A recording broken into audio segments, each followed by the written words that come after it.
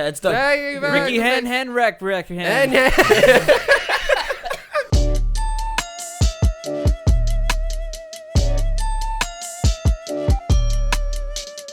Welcome, ladies and gentlemen, to episode 140 of the Joystick Show. Correct. That's right, we have done this not for 70 episodes, but for 140. Mm-hmm. Fun fact, not many people may know this, but 70 doubled is 140. And that's where we are today. 12 squared minus 4. Yep. 140. Lost me there. Lost It's you with 144, right? Yeah, and then you. Bro, what was 11 squared? Don't tell me. It's like 181? No. It's lower. 121? Yeah. Ah, I see. And it was one of those. 1 through 12 is mad easy, and then the rest are mad hard. It's like 13 is 169. The rest of the ones that Jerry, those ones Jerry knows. Hey, Jerry, come here. Jerry's off today because he's going to be packing for a trip. Yeah. Our boy is going on a big boy work trip. Yeah. Oh my God. Who the fuck is this guy? Right? You know? What the fuck? We spent fucking 120 episodes talking about him coding in a cave, and now he's off fucking living the better life. Yeah. I wish we talked about it as if he was in a dojo or something. Yeah. You know, he was training, you know, he was like, because it's a boot camp, you know, so it's like, we should have really, We like, just never mentioned the fact that it's a coding boot camp. It's just, it says, He's training, dude. Like, 14 hours, man. It was, he's sweating. Jerry's defending our country. Yeah. He's going to the Capitol, you see? I feel like it's more Jose with the cybersecurity. Yeah. That's more. Fucking, YouTube. Yeah, I'm getting to it, man. You're gonna fucking tell me how to do my job, bro? He remembers. Like I was about to say, fucking thanks for joining us. It'd be really helpful if you guys could like this episode of the Joystick Show and make sure to subscribe to Team Joystick for tons of content. We got Let's Plays, we got fears, we got some cooking stuff coming up pretty soon. But until then, you can come hang out with us weekly every Wednesday on the Joystick Show. Correct. Before we get into anything, I have something that I very much want to share, and Dylan's already smiling. Accidentally, I saw Bobby has a little notepad of topic pad. Yeah, because we don't plan the episode, but you got to have at least something, right? I don't know about you. I'm kind of a planner myself. You know, I don't write a script for the fucking no, show. No, definitely not. You gotta know what you're saying. I get my bullet points. At least a little bit, yeah. Yeah. So, fucking, I have stuff prepared as I was saying. Fucking, Jose posted something in the chat a couple days ago that, like, I know it made him laugh really, really hard, and it made me cry. Like, long story short, it was a reel on Instagram, lasted about, 20 seconds long or whatever. I found the full clip, the full thing, and very quickly, I just want to, share Andrew Tate's take on sparkling water, word for word. No. I think the reason why I saw this and started dying laughing because I believe I was watching like Hassan or some type of political stream, and this came up and it was the funniest fucking shit. So this is verbatim. I am not paraphrasing. This is verbatim. Andrew Tate's take on water versus sparkling water. Okay. The only water I want to do water, Yeah, because he doesn't say but he definitely doesn't say water. Yeah. He's like, what the? Water. Water. The only water I drink is sparkling water because sparkling water is for rich people, and I'll tell you why. You can get non-carbonated water, still water, from the fucking tap. The government gives you that shit effectively for free. Sparkling water, you have to buy. So if you only drink sparkling water, you only drink rich man's water. I explained this to someone, some bumbaclot, a Jamaican term. Andrew Tate is throwing bumbaclots around. I'm sorry, but he throws a lot around. Let's just say. Okay. Sorry. Back to the verbatim. Woman. Back to the verbatim. And he replied with the typical, "But I don't like sparkling. You don't like sparkling water? You don't like water? Yeah, but the bubbles. The bubbles? You're scared of bubbles, you little bitch? It doesn't taste of anything. It has bubbles in it. Oh, you're afraid of bubbles? Fuck is wrong with you? This is another full-grown man fucking some other bitch." Okay? That's where that quote unfortunately stops. It sounds like a copy pasta, right? Yeah, but he goes on. It sounds like you can post. It's not sparkly. You put anything in there. Yeah. It could be any food or drink item. I don't like the milk. I need you to believe that this is real because it is real. It's just not part of this quote. My favorite part as it goes on in the video is where he says these words: "If you meet a man and he's hold on. If you meet a man who is afraid of sparkling water, and know this, because he says that, and know this, they are definitely afraid of unarmed combat. It's like, what the fuck, bro? First of all, who's afraid of sparkling water? Yeah, like, I'm sure that's some weird phobia like 2 people have. Yeah. Like, right? Like, I don't think that's the word there. But regardless, I know that has absolutely nothing to do with us or our show. But it made me laugh. It made me cry. I really hope nobody introduced Andrew Tate to the Soda Stream, because that shit would blow his mind. Because he's like, you don't have to buy, his head would just explode. He's like, you don't have to buy sparkling water. He's like, what the fuck do I drink now? Like, the natural spring water in Colorado, he doesn't understand. He's like, it comes from the ground? Out.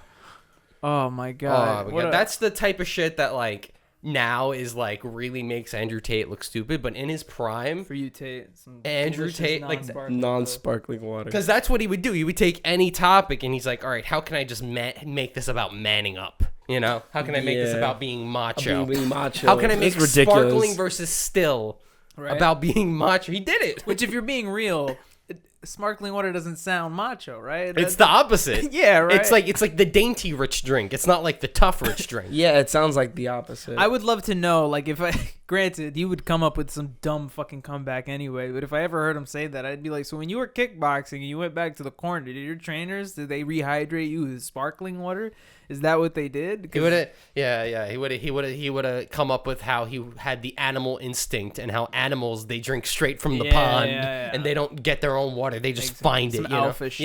Yeah, exactly. It'd just be a never-ending cycle with that. But Andrew Tate and sparkling water, ladies and gentlemen, it's a roller coaster. You should have like his face and then sparkling water and just put an X on it, like like nope. I no longer fuck with sparkling water. Dylan. Yes. You have something cooked up for us, supposedly? I do. You're cooking? do. Dylan's been stewing on something? Yes. So I originally had a couple of different ideas for a segment I wanted to do. And I started doing like a segment and I was like, this is kind of boring, you know? And it was a playoff fact or fake. Gotcha. It was about all the different playoffs going on, and like in different sports. Yeah, basketball and hockey are in there. There's potential. Keep it in the back there's burner, potential for it. I saw a lot of cool stuff, and then I was like, hey, my favorite sport right now is on from April to October. And that's baseball. So instead, we are doing a baseball fact or fake about one of my favorite athletes of all time, Mr. Rickey Henderson. Mm-hmm. That guy. It's a guy. So I know you guys don't know Rickey Henderson. Not a baseball Rickey Henderson was known as the fastest guy to ever play baseball, and this guy gave zero fucks. Mm-hmm. This is the most suave, not lackadaisical, but just like carefree guy in the world. Got you. Who is an absolute beast at baseball. So is he the man of steel? He's the man of steel. That is his... I'm guessing he stole a lot of bases. He was known because he would just steal at will. That was his thing. He would get on first. He was on third. Yeah. You know, he had nothing you could do about it. He would talk to the first baseman and the pitcher like, hey, you know, I'm gonna go to second. I'm gonna go run. And he would do it every time. And he had like, I would just say like I think I would say if you have to account for swagger. Yeah. Number one of all time in baseball. People say like Ted Williams batted 400, fought in World War II, had confirmed kills, came back, was still the best baseball player. Yeah. That maybe that's cooler, but I would say that Rickey Henderson is my favorite baseball player of all time. And after this segment, I'm sure he will too. Gotcha. So to explain, we have about like 7 or 8 questions, multiple choice, fact or fake.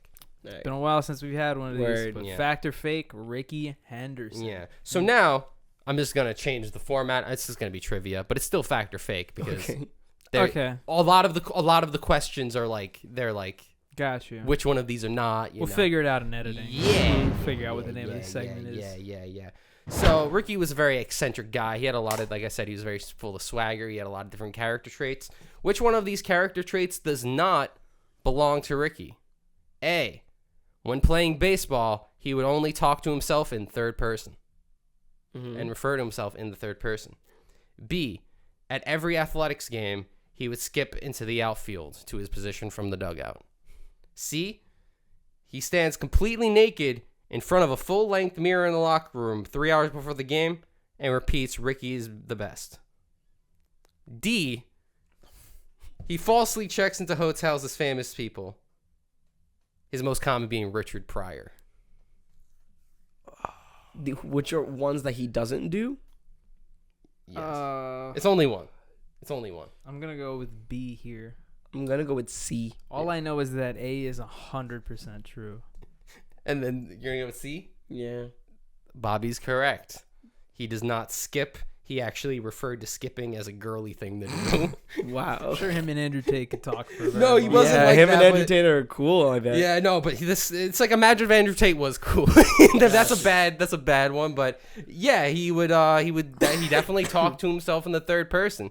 There is a story. And looked at himself naked in the mirror, saying like, said, "I'm cool." Ricky's cool. Rickey, yeah, in third person, Rickey is There cool. is a story in which he called when he had to negotiate a contract because he had to get a new contract. He called the general manager as Rickey Henderson, the agent, and was like, "Yeah, Rickey just wants to play baseball. Just wearing a different hat. He was like a slightly different voice. He's like, "Yeah, Rickey just wants to play ball," and it's like, "Rickey, it's you." He's like, "No, that's Rickey. I'm Rickey Henderson." You mind if I put a face to the name? Yes, yeah. So honestly, What is this face? Pull up images of Rickey Henderson because honestly, that was my original idea. Was that every question I'd We have, get a like, piece of the face. yeah. Here's his jaw. So let's look up Rickey Henderson images of when he played. Okay. My God. Just getting an idea for this. Yeah, guy. keep scrolling through. Yeah. Guy had absolute swagger. I'll bring up this photo real quick and I'll show you guys because that's a good photo right there. Got you. Okay. That's a good photo. That's a All good right, so photo. go ahead. All right, number 2. Rickey Henderson was very well known for his longevity and health in the league. Mm-hmm. For how many total years did Rickey play in the MLB? 18, 23, 25, or 30? B 23. This one's kind of hard. C25. Bobby's correct again. Damn. 25. Bobby's getting the logic in. Feels good, man. He technically only played for 24 seasons because there were a couple of half years, and for the Okay. first year, But he year-wise. And then The they just year kind of what- rounded it. well, because it was total years, Like here to here, A Okay. season doesn't equate to a Yeah. year most often. Exactly. And the first year he only played a little bit, So Mhm. yeah, 2-0. Come on, Joey, step it up. I mean, it's more about the fun, but come on, Joey. Another fucking story. I mean, there's Rickey Henderson just has countless stories of times where he. All just, I'm getting out of this is Dylan watched a documentary about Rickey Henderson. I watched and 3 was so documentaries. I was passionate so that he hyped. needed to make Oh a segment God, about Rickey. it. Fuck yeah. Can't wait to do my Yeah. segment next week on fucking Yeah. I don't know. In Steve 1999, Irwin. his There you head go. coach and hitting coach were fired, and when they were leaving the locker room, he said, "Who is that?" How lackadaisical this guy is. Number 3. Rickey Henderson was a guy full of misnomers and miscommunications and things that were flat out wrong. Which one of these misnomers do not belong to Rickey? A, when asked to do the 50-50 raffle at the stadium, he said, "No, sorry, Rickey doesn't have any change." B, teammate Steve... How am I gonna write this into a thing? No, you're not. Don't write it. Don't do listening. subtitles. Don't do subtitles. You can't do subtitles for this. I wouldn't do that to you. Oh my God. I was I'll gonna figure it No, out. don't do it. Don't do it. I think Don't- it'll just be like use A, emojis. B, C, and D. We're going straight millionaire. We are. Yes. B, teammate Steve Finley goes, "You have tenure. Sit wherever you want."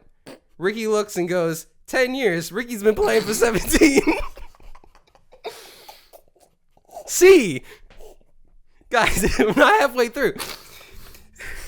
C, when playing for the Yankees, he said that from his New York apartment, he could see the entire state building. D, Rickey once asked a teammate how long it would ask him to drive to Puerto Rico and the Dominican Republic. God. Now, do you guys understand why he's my favorite player, guys? I mean, guy was fucking gold, whether he meant it or not. I'm gonna go with A. You're gonna go with A with the 50-50. What do you think, Joey? Oh my God. What was B again? B was the 10-year one. 10 years. I don't know. I think he did that. He's been playing for 16, What 17 was C? years. And C was the entire state building. From my house, I can see the entire. I think it's Bob's A. Correct. It's A. Yes. Yeah. He did not do the 50. He didn't understand what the 50-50 was, but he did not say he would not. He did not. But the entire state building. I see the entire state building. Holy shit. Another story from his when he first started playing. It's one of the when he got his first year in the league, he got paid $1 million. And they noticed that in the athletics accounting that they were missing $1 million because he hung the check and never cashed it. He didn't copy it. He just hung the check. And it's like, we have $1 million extra dollars. Okay. The next one. All right. 3-1.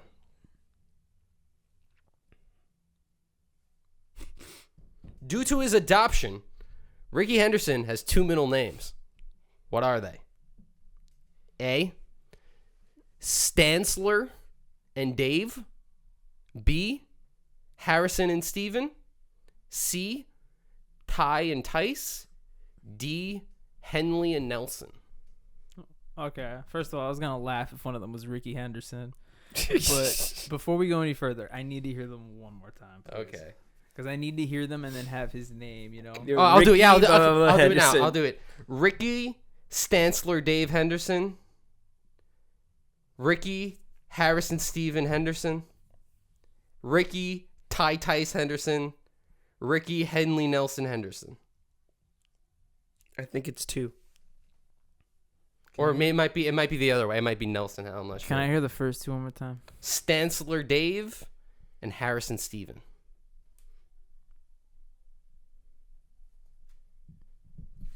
Two.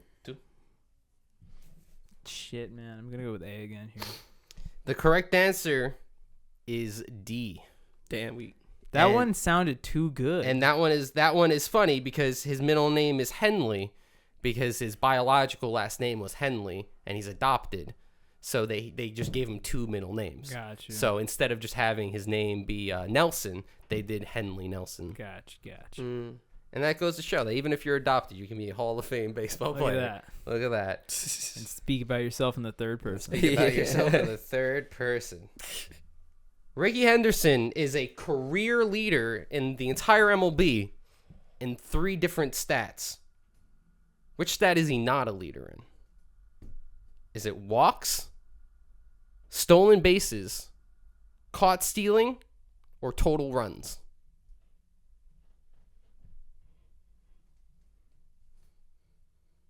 Repeat the question. In which stat did Rickey Henderson not be a career leader in? Okay. D. So runs, also known as Runs. total runs. Yeah, runs was D. Yeah. I think it's runs. The correct answer is A. Walks. I Walks. should have gone my gut. So Rickey Henderson was top 10 in walks. He was surpassed by Barry Bonds because Barry Bonds took steroids. Oh, my bad. He ate a well-balanced breakfast. Yeah. And therefore, people just intentionally walked him. Mm-hmm. But yes, runs is when you score home. Since he led off all the time, he stole. Oh, that come makes home. sense. Yeah, I should have put 2 and 2 Yeah. together. Wow. But All yeah, good job, guys. You did really well. Was that it? That was it. Wow, that went. Yeah. Came That in was well. cool. That came in Was one. that 5 or 6? That was 6. Wow. Because that's the thing. That felt like 3. Yeah. Oh no, I do have a 7th. My bad. Okay. Sorry, guys. I do have a 7th Oh, okay. question. Oh, you can't do it now. Thanks Yeah. for watching. Yeah, it's done. Hey, Rickey Hen wreck And Hen. gonna die for that. Holy shit. Rickey Henley Henderson. Rickey Hen. There's too many mouth parts.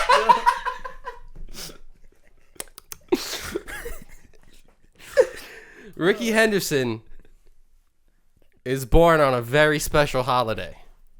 Which holiday is it? Rickey's Day. Rickey Day. Rickey Day. I'm sure he called it that. So is it Easter, Christmas, Valentine's Day, or Earth Day? Oh, it's gotta be Christmas. It's 100% Christmas. You telling me a guy like that is born on any holiday and it's not That's Christmas? not Christmas. I mean, he refers to himself in the third. Christmas. I think it's Christmas. Correct. It's fucking Damn right, it's Christmas. Jesus Christ Oh my himself, God, baby. complex boy. He definitely did. He definitely got told he was Jesus once, and he's like, Which one of these things was Rickey Henderson not born in? A manger, Bethlehem.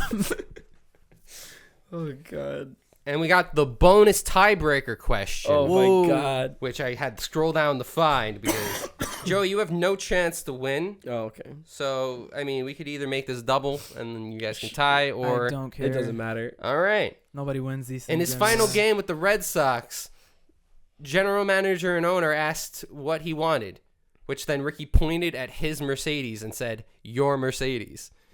He then said no, but then got him a car, which Rickey referred to as goddamn ugly. What car did they end up getting Rickey Henderson? Was it A, a red Ford Thunderbird, B, a blue Volkswagen Beetle, C, a Buick Regal all black, D, stretch limousine? Can't be. Buick Regal all black. See. I think it's the blue one. It was a red Ford Thunderbird. Wow. Convertible, brand That's new. a beautiful fucking It's Yeah. the most nice car I that used, you to, can. I used to I drive even past know a that. cream Thunderbird like that, and my dad and I would always be. And it like, has like that head. It's like Yeah. half of a convertible. It's not like a full convertible, Yeah. you know. But yeah, he called that car goddamn ugly. So Crazy. that's Rickey for you. Fuck that car. Shout outs to Rickey. Shout outs to Rickey Henderson. Made the Hall of Fame in 2016, where he made a joke about how he would refer to himself in the third person and did the whole speech in first person. Oh shit. And he ended it with, and he said, "At the end of the day, I am humbled." And that's how he closed it. And I was like, damn. I think this guy's been pulling a con this whole time just to pull that off. Yeah. This little At the I am end. Iron Man shit. I am. you know? So yeah, thank you. Please, after that documentary came out that I watched, I forgot the name of it. I think it's just Rickey. Yeah. It should be just Rickey. But about like a dozen YouTubers also did documentaries, and they go into more detail about this kind of shit, the nitty gritty. So yeah, guys, thank you. Go see the entire state building, please. It's beautiful. Fire. We need that. Something I definitely want to talk about, seeing as how I literally just made a Marvel reference, Yeah. was about Guardians of the Galaxy Volume 3. Ooh, yeah. You Joseph, Jerry, and I had the opportunity to go check that out when it came out. Correct. Last Thursday night. opening. That was the opening.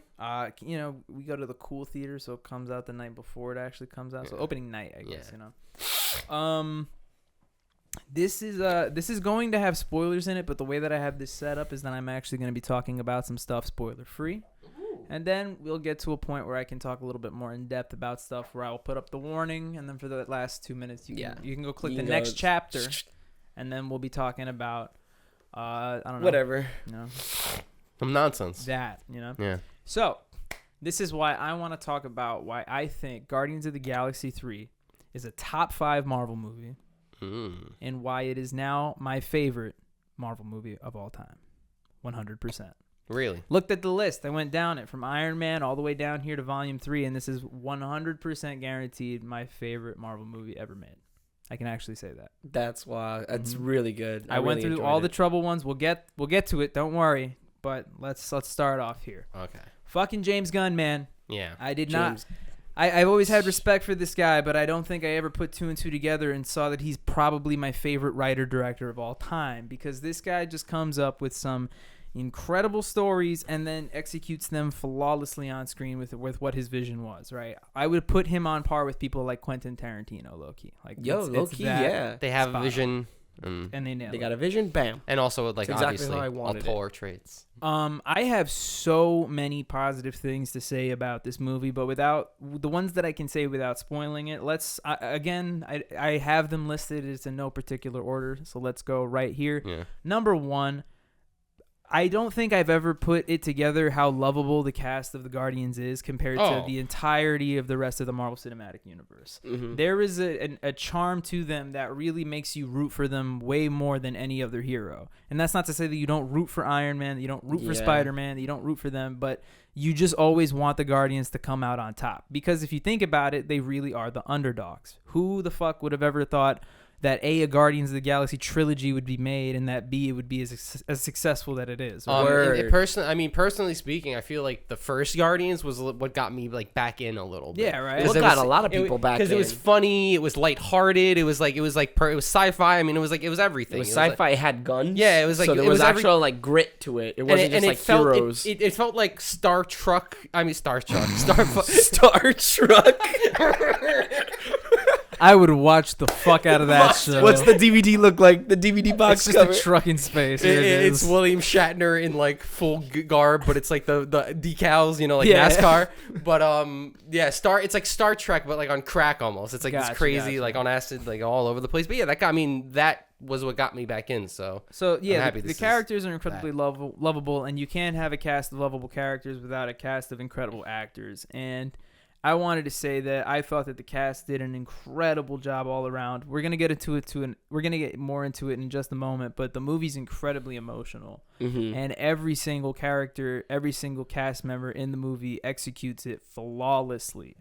And I want to highlight one particular actor I said particular already, but in particular, and it's actually not the only, but one of the few actors who never actually makes an appearance on screen, and that is Bradley Cooper, who is the voice of Rocket Raccoon.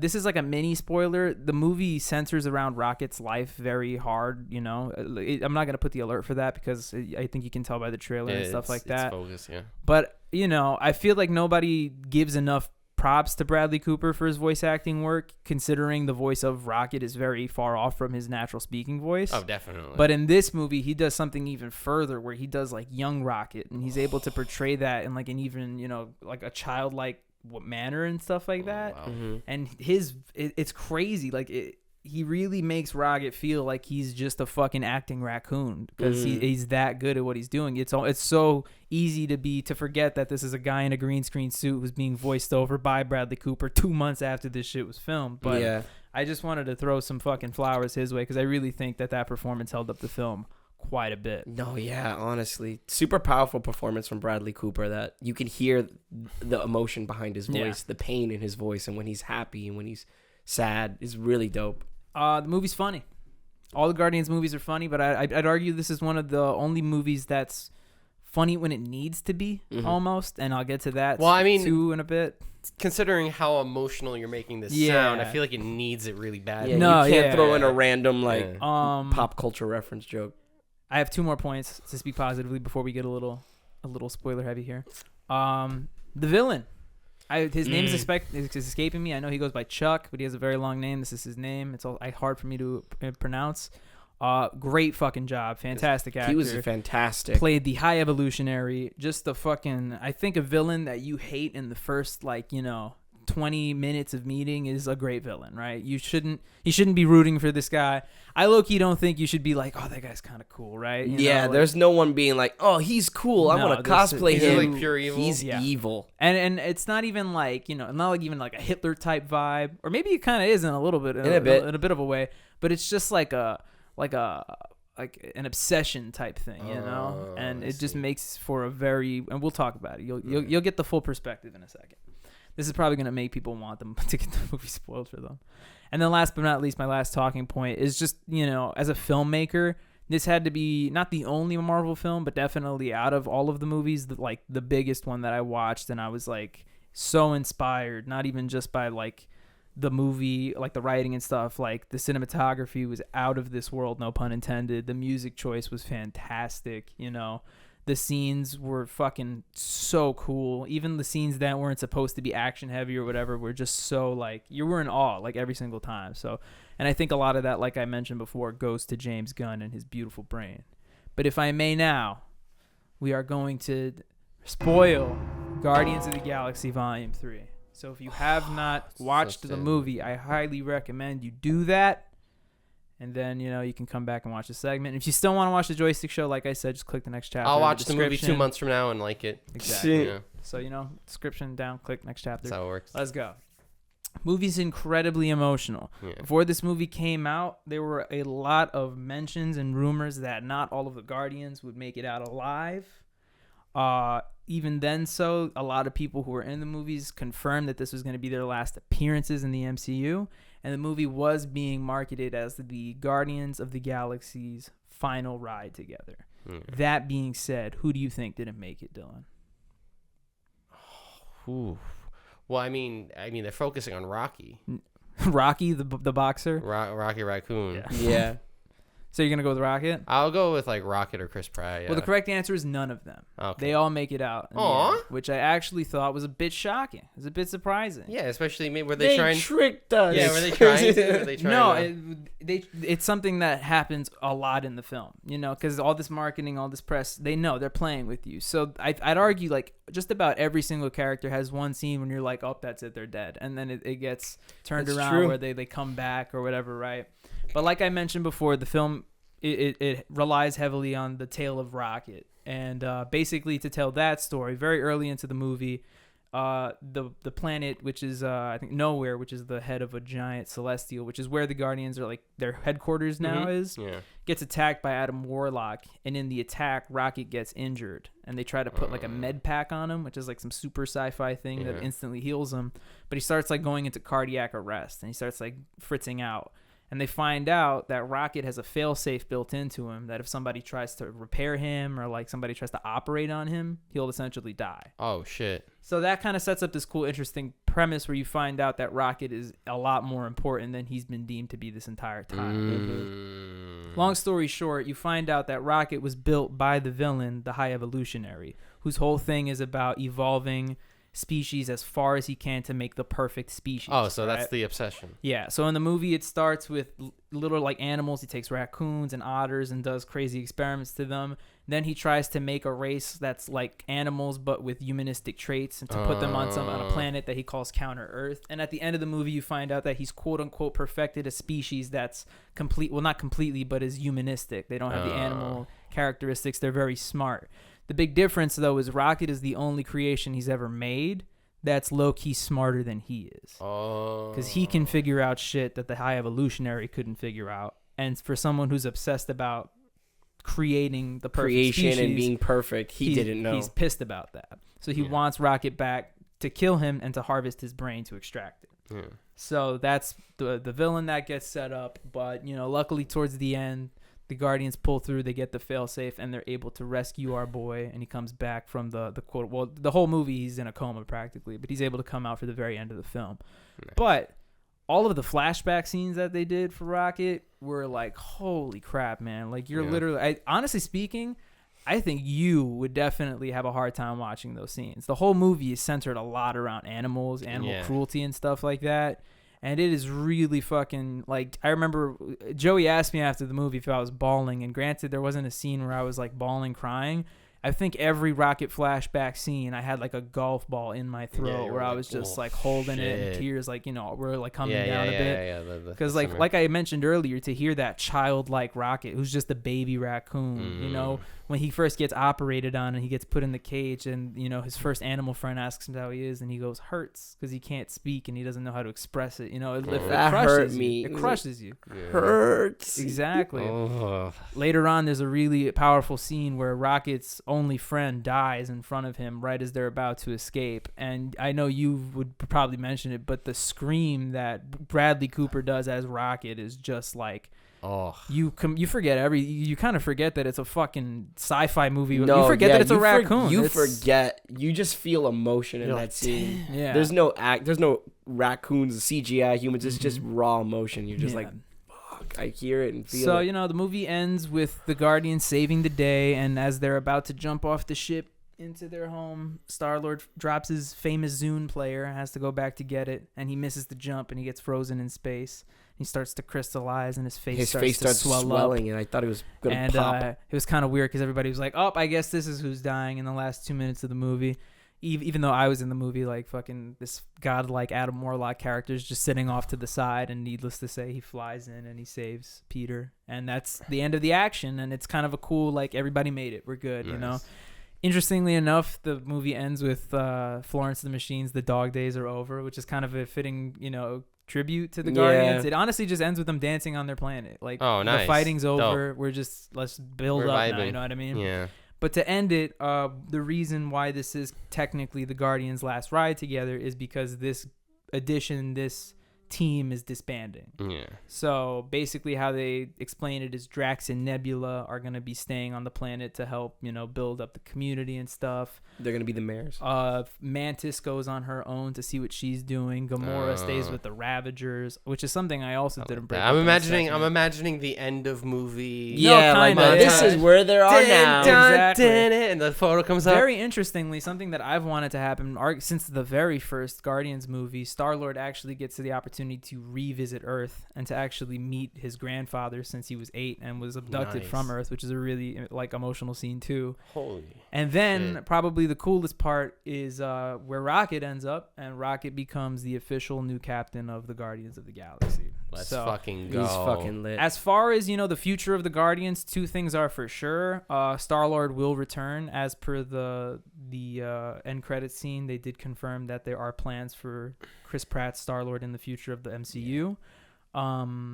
But I personally would love to see where the Guardians go next. And the other thing I was going to say is James Gunn personally wants to see the Guardians continue even though it's without him. And he's like, whatever the direction they go, I really hope they nail it. But I personally would like them to continue with these characters because I love them so much. And I was like, fuck yeah, Damn.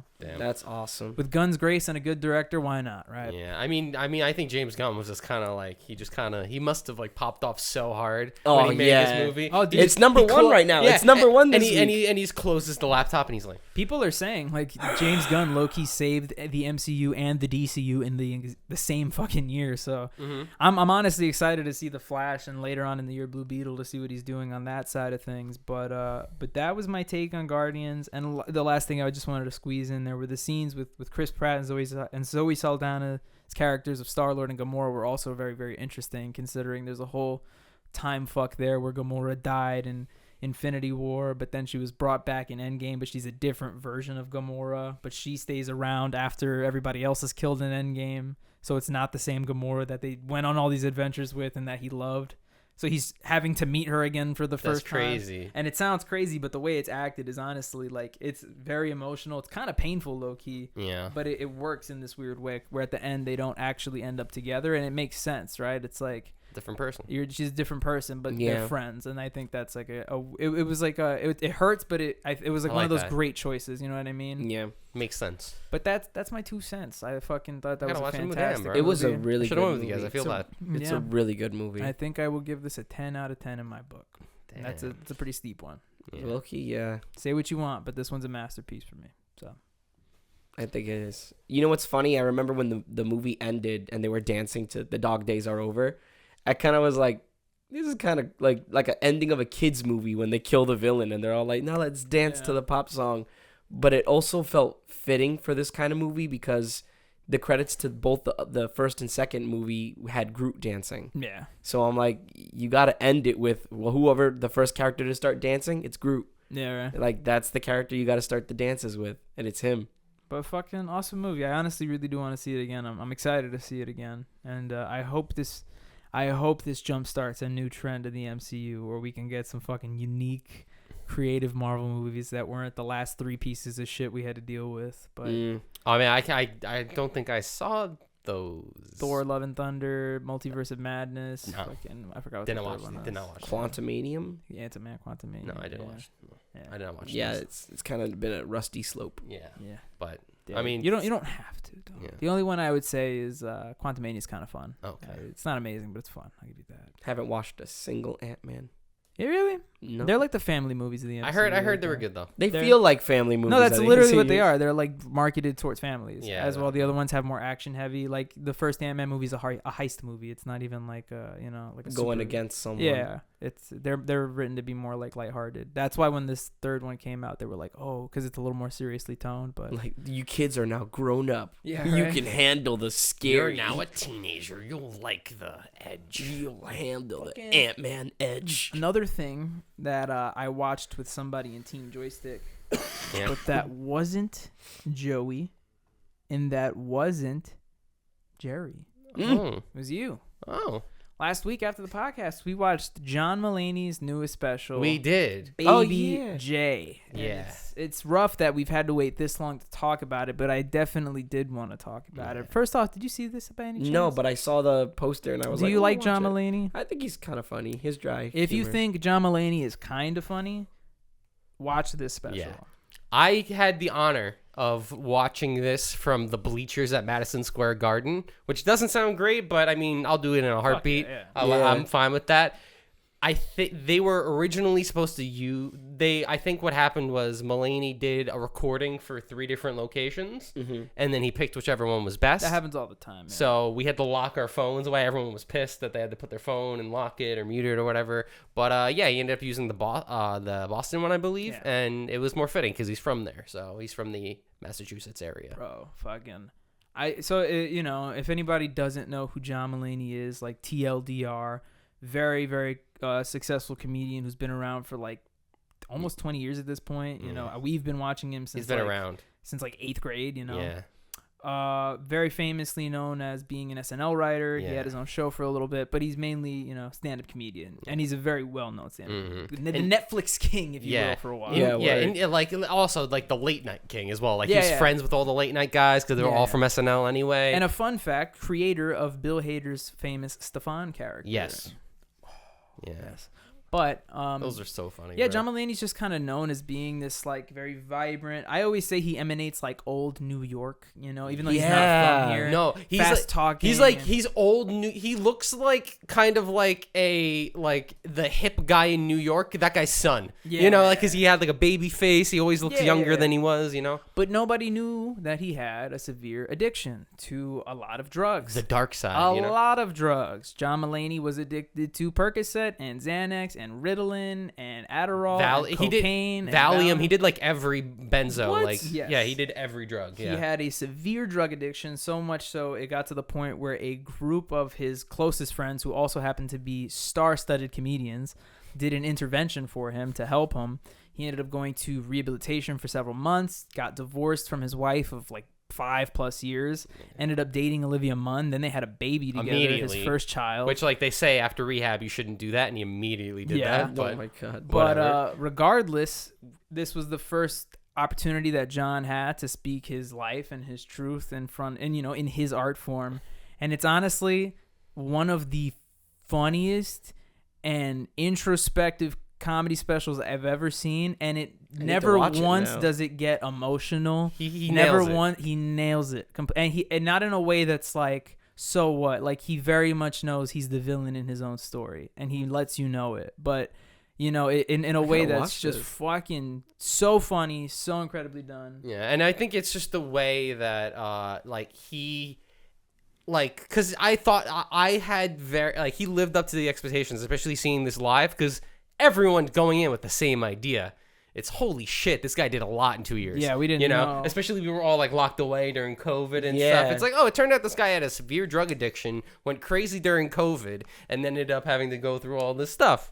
He even says at the beginning of the show, he finds a person in the audience who's like obviously young, and he asks him like, "What are you?" And he's like, "I'm in 5th grade" or something like that. And he like laughs immediately, and he's like, "So, do you know who I am? Are you familiar?" And the kid's like, "Yeah." And he's like, "So a couple years ago, I was a very different type of comedian. I've kind of got a new thing now." And he even says, he's like, "Back in the day, I used to be like, over here, da da da da, and I wonder what that could have been." Yeah, the way like he addressed the like, imagine going on a bender and then having a child with someone you aren't married to, and then all of that stuff, and then to come back. Part of it, people I think maybe were worried, or like maybe he would address it too much, and then it'd be like pandering. He absolutely knows. Yeah. Or I didn't want it to feel like, it never feels like a PSA at any point. Like I was afraid. It's honestly just like him, like knowing he fucked up really badly, but not killing himself over it, finding the humor in it, but also not so much that it's like overlooking it. It's just like a really great balancing act. It's a good balance of like. It doesn't surprise me that I'm a a joke about it, but also know that that I'm a really fucked up person. And also, it's also good too, because like he plays with the taboo almost of being addicted to drugs and being a drug addict. And it's like it's also funny because then it's like, oh, he couldn't have made this joke 8 years ago because it was all underneath. Like it was underneath. Everyone knew in like the industry, but like outside you didn't know. Maybe he did coke, but you didn't think he did all this shit, you know? But Wild. Yeah, it felt good. I was like, damn, good for. I remember even leaving Madison Square Garden. I was like, damn, good for him. Like he, you know, good really. He, you know. I'm impressed with his voice acting abilities too. He does a character in Big Mouth. He does the pig he does Spider Pig, and he was in his recent voice acting role as the villain in the new Puss in Boots movie. I didn't know that. Actually. He was Jack Horn, and like everyone loves him. He was Anyone Chippendale who's seen, too, right? Yeah, he was was one of them. Him Chippendale. and Andy Samberg. Yeah, him and yeah. So like, his voice acting ability is really like good too. Like I'm like, oh, he's funny. He just has a funny voice, and it might be I that. semi agree. It always sounds like John Mulaney to me. You know what I mean? It's always like that's John. Yeah, hi, John. Yep. What are you doing? It's in the like booth? it's less of like a different person. It's like John Mulaney doing a voice. You know what I mean? It's like, hey, we're gonna Yeah. you know, like What? Oh man, but shout outs to Jay. That was a really, really great comedy special and one of the best ones I've seen in forever. But speaking of Jays, it's time for a little J and it's time for a little yay of the way. It's time for Jammy Yam of the Week. Yeah. Allow me to pull out my phone as I look through because I put mad songs on the jam, but I actually haven't really. Can I go first? Didn't mean to play that. Yeah, I thought that was mine. I was like, I- oh. So yeah, my yam of the week is Double Bubble by Zack Villere and 454, who I picked the same song twice. So this is my third appearance of that artist. But yeah, it's a pop rap with like hyper pop influence, I would say. Very like break-in style, I would say. And then the production is done by 454, who's a very talented rapper, does backup vocals. Very poppy song. Yeah. Been stuck in my head all week. Yo, my slam comes from Guardians of the Galaxy Volume 3's playlist. It's In the Meantime by Space Hog. You cannot pick that. It's Why? a jam. Oh, it is? Yeah. That's a freaking good song. All right. The next one is a will very good song. be. That's jam of like episode 120 something. Oh, wow, you picked it recently. remember that? Yeah. Huh? It's a jam, bro. Interesting. I'm going to do Alright. the Wham Bam Shang-a-Lang by Silver. Yes. That's a Jose jam, but It's such a good song. he's not on this show. My parents were blown away that song, they heard that song again, because that song's very old. Yeah. And they heard it, and they were like, what the What? They were that song? like, yeah. I'm gonna pick a weird one here for Yeah. jam of the week. Yeah? I had one of those situations where I went down like Discover Weekly and I just liked a bunch of songs and I put them all onto the jam. Shut the fuck up before I strangle you in real life. This song is very weird. I mean, it's not weird that it's a weird sounding song, but I guess it's weird for a jam per se. The song is called The Tinker by Maruja, Maruja. Could be Maruja. I don't know. Sorry. That's the song, but I it's like a regular not orchestral, but like instrumental piece. But the focal point is like this one guy on a horn who's just going to fucking work. You know what I mean? okay. And not even in like a cool way, like, or rather in a hype way. It's just like this guy knows how to play this fucking horn. He's going to show you how to play this instrument to the fullest. Like he solos the shit out of that. He's horny. It's rare that I He's hear a song horny. like that and I have to replay it multiple times. He's So I piped think that, up. He's ready to go. I think that speaks something to it. So go check out The Tinker by Maruja. I want to hear this now. Yeah. This is what after. I don't know. And for the record, you should also listen to In the Meantime by Space Hog because that song is a vibe. That's actually one of my favorite scenes in the movie, Yeah. visually speaking, at least. All right, that was a cool one. That was fun. Yeah. That was very fun. Thanks for joining us, guys. We hope you. First of all, we hope you guys had a good Cinco de Mayo. There's a little video you should check out. We put out on Cinco de Mayo that you can watch. We also hope that you had a good weekend in general, and thanks for stopping by this week and hanging out with us for episode 140 of the Joystick Show. Jesus Christ, Correct. we keep doing this every week, and it doesn't stop. No, we'll keep going. It'd be helpful if you could like this episode, like I mentioned at the beginning of the episode. Go ahead and subscribe to episode 140. 140. Just said it. And I'm going to ask you to comment what Rickey Henderson's favorite Marvel movie is. Ooh. All right. What's Ricky's favorite movie? What's Rickey? Like? I'd want to know what Ricky's favorite movie is. Iron Man 3. Batman. Batman. So thanks for stopping by. And I'm blind.